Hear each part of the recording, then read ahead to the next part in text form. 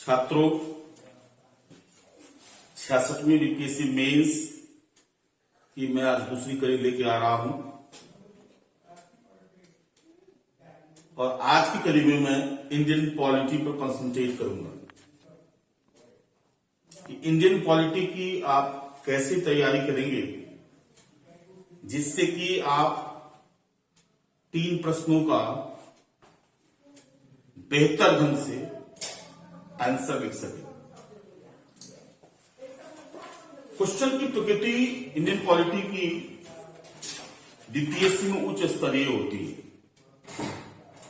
मेरा अपना मानना है कि यूपीएससी के मॉडल पर आधारित क्वेश्चन होते हैं, बहुत ही उच्च स्तरीय होते हैं।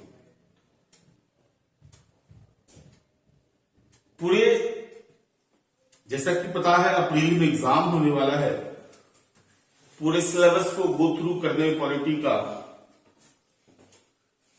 आपको 2 महीने से ज्यादा लग जाएंगे। इस कारण मैं उन टॉपिक पर फोकस करूंगा जो 66वीं बीपीएससी मुख्य परीक्षा में आने की संभावना है। जो 56 से 59 के बाद या 56 से 59 से लेकर के 65 तक के जो परीक्षा में पूछे गए प्रश्न है उसके विश्लेषण करने के आधार पर मैं सलाह देना चाहूंगा किन किन टॉपिक को अब ज्यादा फोकस करें और उन टॉपिक से जुड़े हुए कैसे प्रश्न आ सकते हैं। पहले हम कुछ क्वेश्चन का विश्लेषण कर लें। जैसे 65 में एक क्वेश्चन था, क्या आप इस वक्तव्य से सहमत हैं कि हमारे संविधान ने एक हाथ से मौलिक अधिकार दिए किंतु दूसरे हाथ से उन्होंने वापस ले लिए। यह जो प्रश्न है इसका 2 फ्रेम है। एक मौलिक अधिकार दिए, तो हमारे संविधान ने जो मौलिक अधिकार दिए और उसके संरक्षण की बात कही गई है 12 और 13, विशेषकर 13, और उसको और इनलार्ज किया गया है आर्टिकल 21 के द्वारा। तो मौलिक अधिकार दिए गए जो व्यापक राजनीतिक अधिकार हैं, लेकिन इसके बावजूद मौलिक अधिकार पर कई रिस्ट्रिक्शन लगे।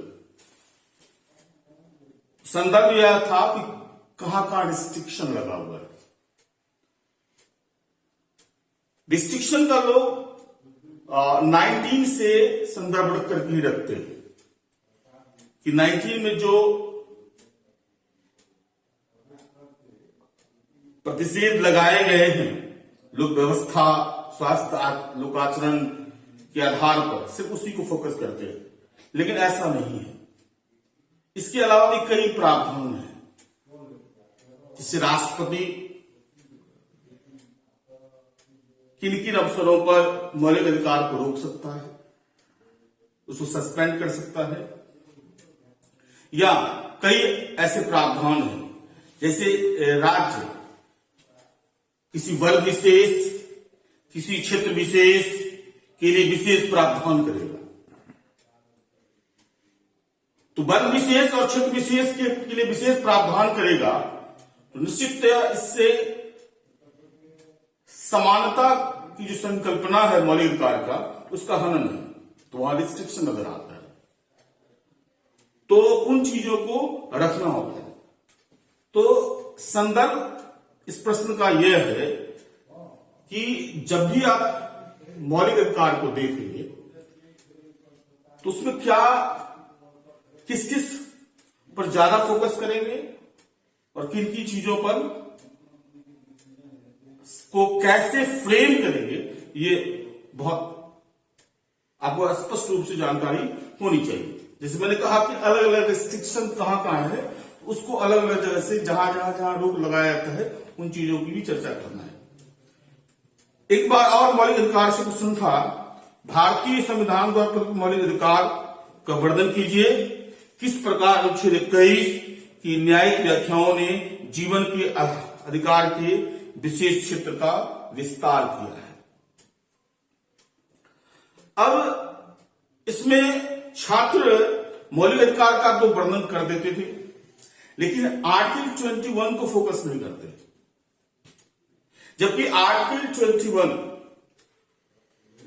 अगर आप मुझसे पूछे तो फंडामेंटल राइट का हार्ट, आत्मा है, और आर्टिकल 21 ने मौलिक अधिकार की परिसीमा को और ज्यादा बढ़ा दिया, उसकी शक्ति को और ज्यादा बढ़ा दिया, उसको और व्यवस्थित आधार दिया।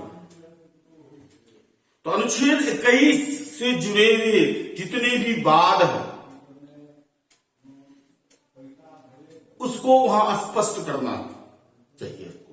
तो उन वादों को आप एक सिंक्रोनाइज वे में आप ध्यान में रखेंगे, कम से कम 8-10 वाद अगर आपको ध्यान में रहेंगे तो बहुत अच्छा आंसर आपको बनेगा।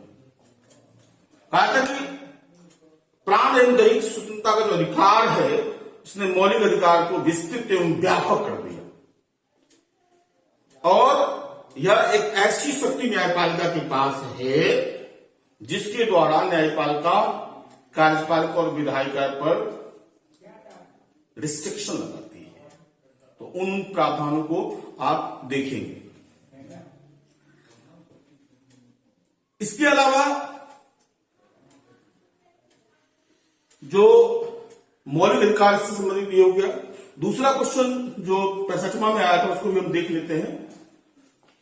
भारतीय संसद एक गैर प्रभुता संपन्न विधि निर्मात्री संस्था है, इस कथन की समीक्षा कीजिए।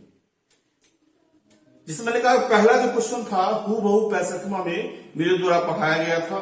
ऑल रिस्ट्रिक्शन,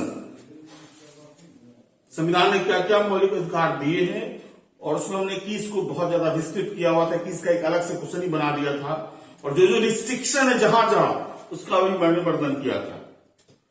और भारतीय संसद एक गैर प्रभुता संपन्न विधि निर्मात्री संस्था है, इसके कथन की समीक्षा के लिए मैंने पिछले बार पढ़ाया था कि क्या भारत की संसद संप्रभु है,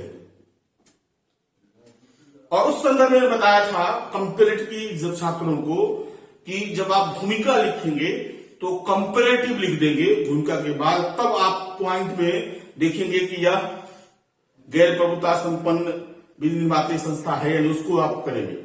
तो पहले इसमें 2-3 फ्रेम होगा। एक भूमिका क्या होना चाहिए था, जैसे भूमिका का संदर्भ जहां है तो उसको आप कंपेयर कर दें कि भारत की संसद ब्रिटेन की संसद और ब्रिटेन की संसद की तरह शक्तिशाली नहीं है, और न ही अमेरिकी संसद की तरह कमजोर है, ये दोनों के बीच का।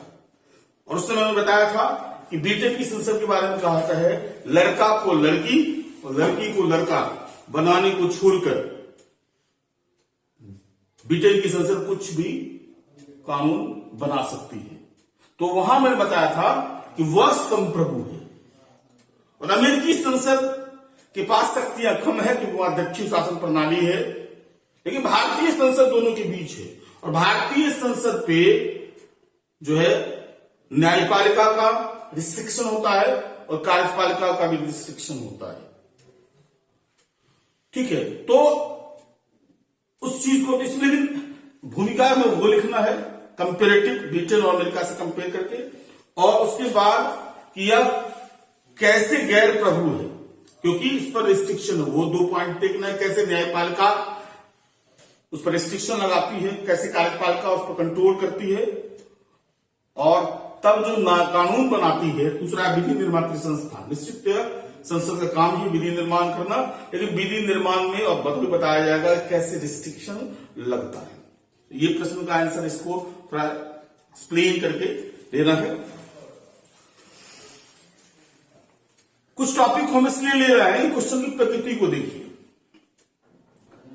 दूसरा एक क्वेश्चन था भारतीय राजनीतिक दलीय व्यवस्था राष्ट्रोन्मुखी न होकर के व्यक्ति उन्मुख है, इस तत्व को बिहार राज्य के परिप्रेक्ष्य में स्पष्ट कीजिए। इसमें दो तरीके से 2 फ्रेम है आंसर का। कह रहा है राष्ट्रोन्मुखी न होकर व्यक्ति उन्मुखी है, और मैंने ये चुनाव आयोग के चैप्टर में मैंने बताया था भारतीय राजनीति को प्रभावित करने वाले कारक में मैंने बताया था कि बहुत डिटेल से बताया था कि करिश्माई नेतृत्व जो है हमारे दलीय व्यवस्था को की दशा दिशा को चेंज करता है। प्रश्न वही था, मतलब राष्ट्रमुखी न होकर, जैसे आज अगर आप देखेंगे तो केंद्र में हम राष्ट्रमुखी न होकर के मोदी मुखी, तो प्रधानमंत्री जो अगर शक्तिशाली हो, जैसे इंदिरा गांधी, तो उस समय इंदिरा राष्ट्र का मतलब है इंदिरा, नेहरू तो राष्ट्र का मतलब नेहरू। तो हमारे यहां जो है राष्ट्रमुखी और राजमुखी न होकर के व्यक्तिमुखी दलीय व्यवस्था होती है। चाहे वो क्षेत्रीय दल हो तो वहां भी व्यक्ति उन्मुख होता है, और राष्ट्रीय दल भी होगा तो वहां भी व्यक्ति उन्मुख होता है। उस चीज को एलिब्रेट करना था।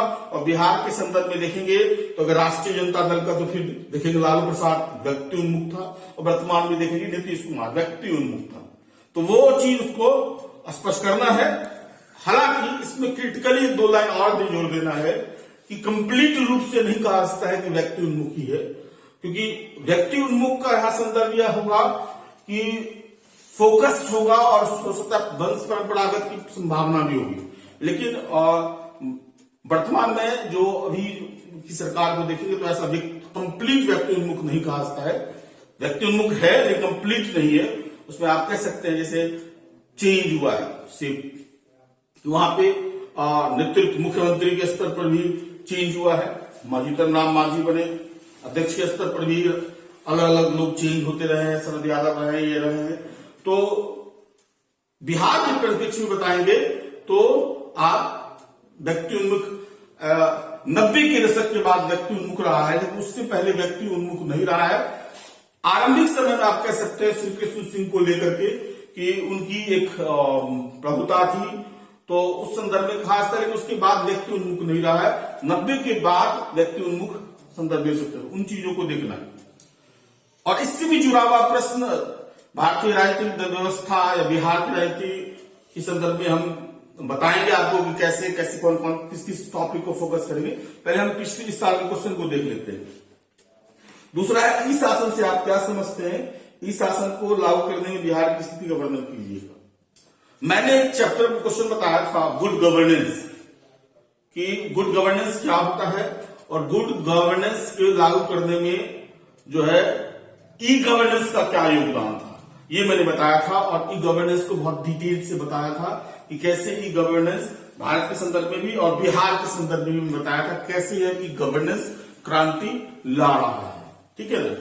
तो लेकिन आप जब एग्जाम 3 महीने के बाद है तो आपको अलग अलग साल के प्रश्नों को की प्रकृति को देखना होगा और उसके हिसाब से एक तैयार निश्चित आधार तैयार करना पड़ेगा कि किन किन टॉपिक को देखेंगे। मेरी सलाह है कि पहले आप टॉपिक छांटें और उस टॉपिक को डिटेल से पढ़ें। कम से कम टॉपिक छाटेंगे और उसका पूरे और डिटेल से पढ़ेंगे, चाहे उससे जुड़ा किसी भी तरह का प्रश्न आएगा तो आप अच्छा उत्तर दे पाएंगे। इसमें भी मेरा संदर्भ यह है कि अगर आप पूरे सिलेबस को पढ़ते हैं तो वो सब चीज कंपाइल नहीं होगा पॉलिटी का। तो आप अगर सिलेक्टेड टॉपिक को पढ़ते हैं जिससे बार बार क्वेश्चन आते रहे हैं उसको फोकस करेंगे। लेकिन जब भी ये सिलेक्टेड टॉपिक फोकस करेंगे तो इस बात को हर समय ध्यान में रखिएगा, उसको टोटलिटी में पढ़ेंगे, उसके इन्स एंड आउट को पढ़ेंगे तो आपका आंसर बहुत उत्कृष्ट कोटि का होगा। ठीक है। उसमें आप अलग अलग कलाकारी कर सकते हैं। कोशिश करेंगे पॉइंट वाइज भी आंसर लिखें। अगर जहां संभव हो फ्लो चार्ट से बनाकर देखेंगे, सर्किल बना देंगे, स्क्वायर बना देंगे, अलग अलग चीजों से चीजों को समझाने की कोशिश करेंगे जो कि स्पष्ट हो। मतलब आंसर जैसे मान लिया कभी कभी होता है बहुत लंबा एलोब्रेट करके आंसर दिया जाता है। जो मेन थ्रस्ट है, कोई भी क्वेश्चन होता है उसका जो थ्रस्ट होता है 2 और 3 थ्रस्ट होते हैं, उसके 2 ही 3 पॉइंट जिसको फोकस करना होता है। तो जो मेन पॉइंट है उसको आप पॉइंट वाइज डिटेल में दें, बाकी को आप फ्लो चार्ट में या किसी कोई शेप बना करके स्क्वायर शेप में, रेक्टेंगुलर शेप में आप किसी तरीके से बना करके उसको देख करके दे देंगे तो वो बेहतर समझ ही बनेगा आपका भी, और जो देखने वाले हैं उनका भी समझ बनेगा। प्रस्तावना, और हम टॉपिक बता रहे हैं आपको किन किन टॉपिक को आपको फोकस। अब हम टॉपिक जो मैंने सेलेक्ट किया है उसमें किस किस पर ज्यादा फोकस करना है। 14 टॉपिक मैंने सिलेक्ट किया है, तो 14 टॉपिक का एक बार आप बढ़िया से देख लेंगे। उसके बाद कुछ कुछ टॉपिक को बहुत ज्यादा फोकस करेंगे, उसमें भी आप 14 में से भी आप छांट सकते हैं, ठीक है। लेकिन जिन जिन टॉपिक को आपको फोकस करना है उस पर आप, उसको मैं बताऊंगा क्या है। एक है प्रस्तावना। तो प्रस्तावना में का जो है इसका महत्व, what is the importance of preamble, इसको फोकस करना है। और महत्व का संदर्भ है जो प्रस्तावना में जो शब्दावलियां यूज की गई है उसका महत्व क्या है, और क्या वह अभी व्यवहारिक रूप से क्रियान्वित हो रहा है या नहीं, इसको देखना है। महत्व, और क्या वह उनकी जो शब्दावलियां हैं जैसे समाजवादी, धर्मनिरपेक्ष, लोकतांत्रिक, इस तरह के शब्दों का जो इस्तेमाल हो रहा है, क्या व्यवहारिक रूप से क्रियान्वित हो रहा है या नहीं हो रहा है। जब इसको पढ़ेंगे तो केस स्टडी भी एक दो याद रख लेंगे, बिलवारी केस और आप केशवानंद भारती केस को आप देख लेंगे, लेकिन फोकस करना है इसमें महत्व, ठीक है ना। इसी क्वेश्चन, क्योंकि ये भारतीय संविधान की आत्मा तो है ही, इसमें भारतीय संविधान का दर्शन, फिलॉसफी नजर आता है, भारतीय संविधान का उद्देश्य नजर आता है। तो उन चीजों को, प्रस्तावना को आप बेहतर ढंग से देख लेंगे। दूसरा जो बहुत इंपॉर्टेंट होगा इस बार, राज्यों का निर्माण। तो राज्यों के निर्माण के संदर्भ में क्या क्या प्रक्रिया अपनाई जाती है, और आपको पता है इसमें संसद सुप्रीम होता है, और उसमें आप इसको 370 से जोड़ करके, अनुच्छेद 370 से जोड़ करके देख लेंगे, और अगर सेफ हुआ तो 370 को जोड़ करके आप राज्यों के निर्माण 370 से जोड़ के देखेंगे। अगर इसमें कुछ विशेष करना है तो, अगर आपको करना है तो ये करिएगा, छोटे राज्यों के निर्माण की जो मांग है, तो छोटे राज्यों का जो निर्माण है उसके लाभ और हानि के संदर्भ में देख लीजिएगा। एक तो राज्यों के निर्माण की संसद की शक्ति और कैसे क्रियान्वित होती है, अनुच्छेद 370 से जोड़ करके। दूसरा, छोटे राज्यों का निर्माण की जो मांग है वह कितना प्रासंगिक है, उसको आप तैयार कर सकते हैं। नागरिकता, जो कि बहुत पॉपुलर टॉपिक है। और एक चीज आप याद रखेंगे, बीपीएससी का एक ट्रेंड मैंने बहुत गहरे रूप से महसूस किया है कि कुछ कुछ टॉपिक जो तुरंत करंट में चल रहे होते हैं उसको नहीं फोकस कर रहा है। 6 महीने पहले, 8 महीने पहले, 9 महीने पहले वो उन टॉपिक को फोकस करते हैं। जैसे मिशन शक्ति, तो मिशन शक्ति जो इस बार पूछा गया है, मैंने उसको 64th वाले में गेस में दिया था, और मैंने मिशन शक्ति को पढ़ाया था 64th में डिटेल से, और मैंने 65 में पढ़ाया भी नहीं, क्योंकि 64th में मैंने बहुत डिटेल से मिशन शक्ति को पढ़ाया था और गेस में भी दिया था, तो छात्रों ने उस आधार पर लिख भी दिया था। तो कुछ कुछ टॉपिक जो होगा, जो बर्निंग टॉपिक है, जो उस बार नहीं पूछा गया, आप ये मान के रखेंगे इस बार वो घुमा करके पूछ सकता है। तो नागरिकता बहुत बर्निंग टॉपिक है, आप इसको जो पढ़िएगा तो एक एनआरसी, ठीक है, उसके बाद एनपीआर और सीए, तीनों के संदर्भ को जोड़ करके आप इसको पढ़ेंगे, ठीक है। इस पर फोकस आप करेंगे। और अगला हम टॉपिक लेते हैं मौलिक अधिकार। ये बहुत महत्वपूर्ण टॉपिक है, इससे बहुत सारे प्रश्न बनते हैं। मौलिक अधिकार का सबसे इंपॉर्टेंट टॉपिक हो गया एक आर्टिकल 21। आर्टिकल 21, इससे अलग से क्वेश्चन बन सकता है। क्या मैं बता रहा हूं कि इसने मौलिक अधिकार को व्यापक एवं विस्तृत किया है कैसे, ठीक है ना। और अगर आपको मैं इस संदर्भ में बताऊं कि जो संविधान और संविधानवाद की जो संकल्पना होती है, संविधान क्या है, संविधानवाद क्या है, तो संविधानवाद के आधार पर जो मूल संरचना की चर्चा की जाती है कि भारतीय संविधान का बेसिक इंफ्रास्ट्रक्चर क्या है, जो मूल संरचना क्या है, जिसको केशवानंद भारती वाद 1973 में दिया गया था, उसी को आधार बनाकर आर्टिकल 21 को और ज्यादा एक्सपैंड किया जा रहा है। तो जब आप आर्टिकल 21 को पढ़ेंगे तो उस मौलिक अधिकार में आप यही पढ़ लेंगे कि भारत की मूल जो केशवानंद भारती से निकला मूल संरचना क्या है और कैसे इसको विस्तृत होता है। तो इन चीजों को आर्टिकल 21 से जोड़ करके आप एक पढ़ सकते हैं। दूसरा, आर्टिकल 19 अभिव्यक्ति की स्वतंत्रता। अभिव्यक्ति की स्वतंत्रता जब पढ़ेंगे तो उसमें आप राजद्रोह कानून को भी पढ़ लेंगे बढ़िया से। राजद्रोह कानून काफी बर्निंग टॉपिक रहा है और अभी तक नहीं पूछा गया है, संभावना है कि इससे पूछा जाएगा और आज भी यह बर्निंग टॉपिक बना हुआ है। तो राजद्रोह कानून को आप इसको बेहतर ढंग से देख सकते हैं। तीसरा जो मेरा टॉपिक है वह है धर्मनिरपेक्षता। मौलिक अधिकार से धर्मनिरपेक्षता, ये आप उसको देख लेंगे कि धर्मनिरपेक्षता की संकल्पना स्पष्ट रूप से है नहीं, तो धर्मनिरपेक्षता को आप इसी संदर्भ से देख लेंगे कि धर्मनिरपेक्षता क्या है ना। और इसमें आप जैसे एक बार क्वेश्चन पूछा था हिंदुत्व की अवधारणा, तो जो ये सुप्रीम कोर्ट की केस स्टडी को डाल करके हिंदुत्व की अवधारणा के लिए सुप्रीम कोर्ट की जो परिभाषा है उसको देख लीजिएगा। और इसको चुनाव आयोग में जो के द्वारा जो रिस्ट्रिक्शन लगाए जाते हैं उसको भी इसमें इंक्लूड करना होगा। जहां जहां धर्मनिरपेक्षता, ऐसे आर्टिकल 350A को भी जोड़ना होगा धर्मनिरपेक्षता में। भारतीय संविधान ने अल्पसंख्यकों के संरक्षण के लिए उसको मातृभाषा में शिक्षा का अधिकार दिया है। तो भारत का जो संविधान है, पहला संविधान है जो अल्पसंख्यकों के लिए विशेष व्यवस्था करता है। तो धर्मनिरपेक्षता को उससे जोड़ करके आपको देखना होगा। परिभाषा जब आप देंगे धर्मनिरपेक्षता का, तो ये इस तरीके से कंपेरेटिव देखिएगा कि यूरोपियन संदर्भ से हमारी धर्मनिरपेक्षता कुछ अलग है, भूमिका में दिखा लीजिएगा, ठीक है। और अगर धर्मनिरपेक्षता से जोड़ करके एक और इससे जोड़ा जा सकता है, जो है वह यूनिफॉर्म सिविल कोड को जोड़ करके पूछा जा सकता है कि यूनिफॉर्म सिविल कोड जो है उससे जोड़ के पूछा जा सकता है, यूनिफॉर्म सिविल कोड से जोड़ करके।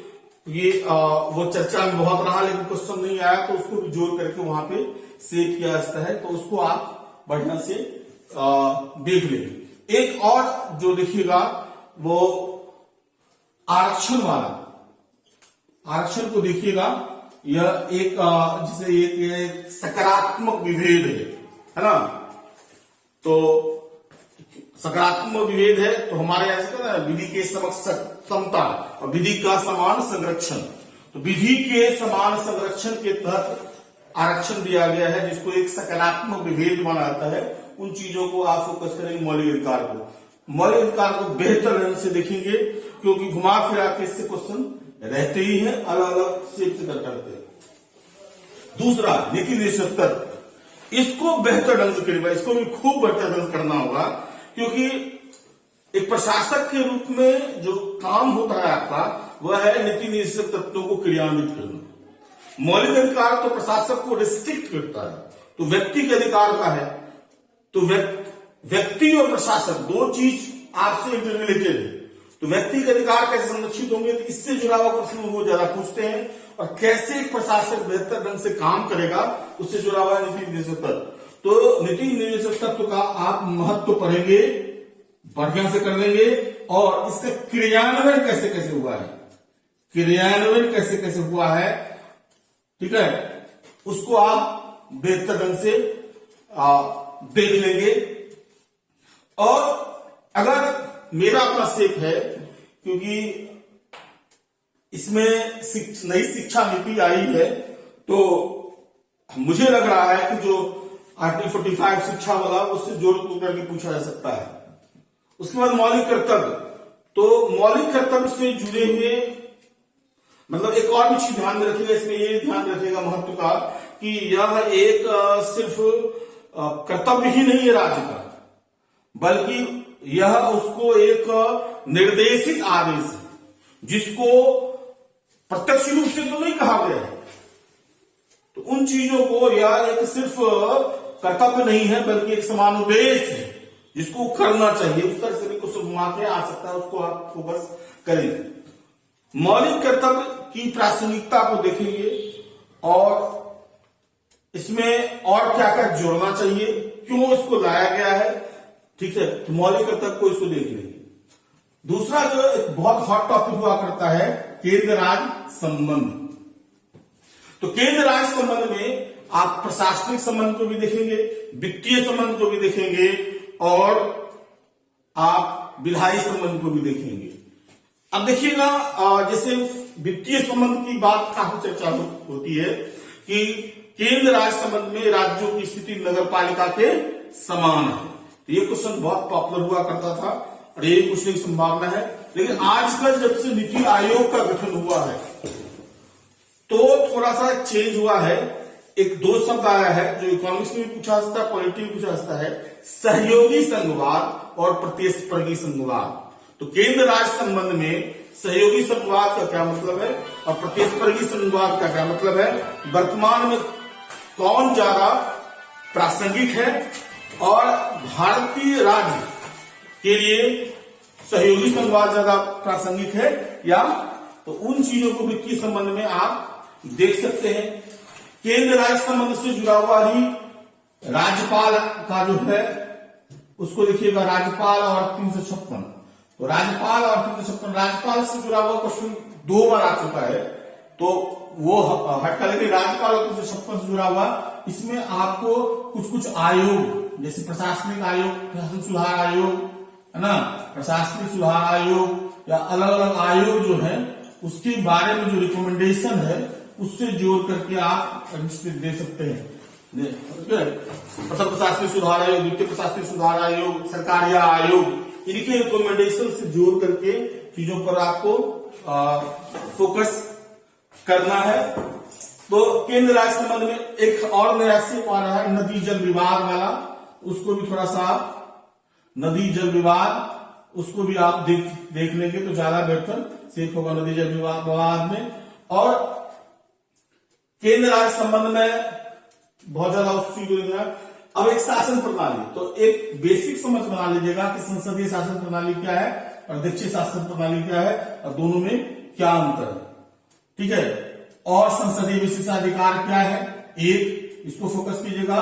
दूसरा, संसदीय समितियां किस तरह कार्यपालिका पर नियंत्रण रखती है, एक, या संसदीय समितियां खासकर स्थायी समितियां जो है वो लघु संसद के रूप में किस तरीके से कार्य करता है, उसको आप फोकस कर लेंगे।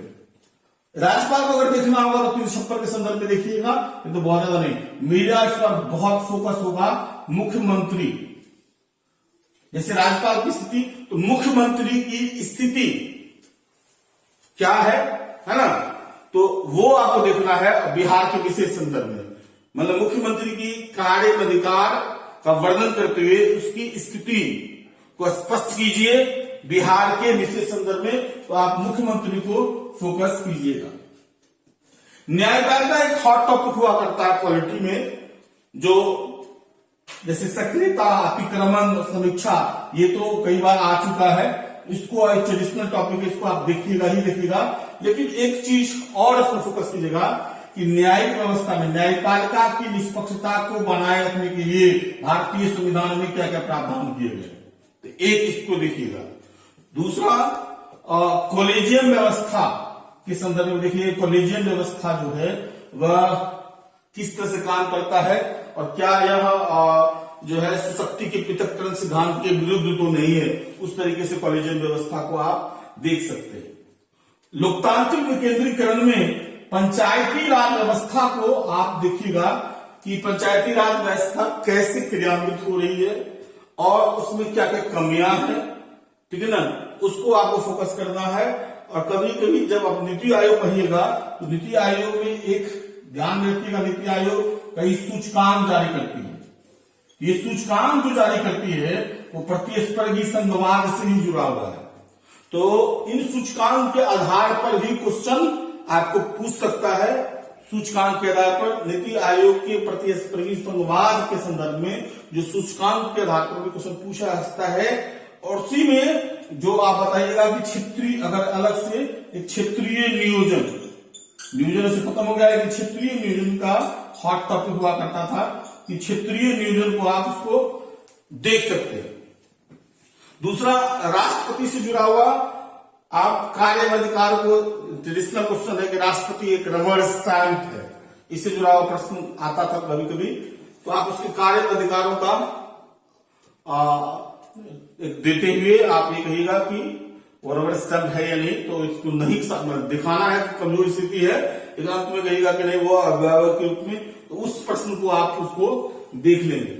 चुनाव आयोग में जो है वह पहला आप लिख लीजिएगा कि एक तो पहला उसमें लिखिएगा कि चुनाव आयोग की निष्पक्षता को बनाए रखने के लिए क्या क्या प्रावधान, उसको आप देख लीजिएगा। और जब इसमें देखिएगा तो मतदान व्यवहार के क्या क्या कारक है उसको देख लीजिएगा। और चुनाव आयोग चुनाव निष्पक्षता को बनाए रखने के लिए कौन कौन समिति गठित की गई थी और उसकी क्या क्या रिकमेंडेशन है उसको देख लीजिएगा। 3, एक बिहार की राजनीति में जाति एवं धर्म की भूमिका, इसको आप जरूर देख लीजिएगा। बिहार की राजनीति में जाति एवं धर्म की भूमिका। एक क्वेश्चन जो मुझे रिंग कर रहा है, जो आप हंसता है, वो इकोनॉमिक्स में भी आ जाए, जैसे मैंने नीति आयोग से जुड़ा हुआ जो मैंने बताया वो इकोनॉमिक्स में भी आ सकता है, वो है कि न्याय के साथ विकास से जुड़े क्वेश्चन क्या होता है। न्याय के साथ विकास से जोड़ करके क्वेश्चन पूछा जा सकता है कि न्याय के साथ विकास का क्या मतलब है, क्या बिहार में न्याय के साथ विकास हुआ है।